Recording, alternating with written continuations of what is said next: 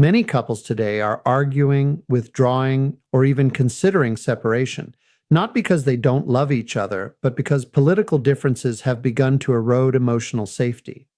What often looks like a disagreement about beliefs is something more personal. It's about identity, moral meaning, fear, and the terror of feeling alone in a relationship that used to feel safe. Political issues rarely stay intellectual. They connect to how people understand right and wrong, what they fear losing, how they define themselves as good or decent people. When those meanings feel threatened, the nervous system reacts as if the relationship itself is at risk. At that point, couples aren't debating ideas. They're protecting identity.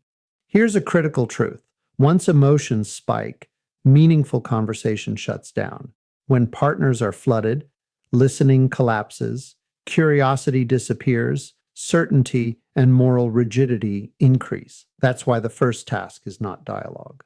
It's regulation. If voices rise, bodies tense, or contempt shows up, the conversation needs to pause, not to avoid the issue, but to protect the bond. You cannot solve value conflicts with a dysregulated nervous system. Once emotions settle, conversations need structure. Guardrails are not censorship. They are relationship protection. Helpful guardrails include no persuasion agenda, no character attacks, no moral labeling, permission for either partner to pause the conversation. This isn't a debate stage. It's a shared emotional system. The goal isn't agreement. The goal is understanding without damage. This is where many couples get stuck. Political positions are expressions of values, but they are not the values themselves. Most couples still share core values: protecting family, caring about suffering, integrity, wanting a good future, wanting to be seen as good by the person they love.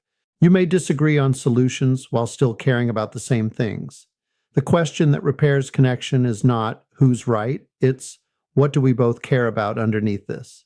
Even with regulation and guardrails, rupture happens. Repair matters more than being right. Repair begins by naming the impact, not the argument. I don't like how we talk to each other. I feel distant, and that matters to me. Then take responsibility without self-attack.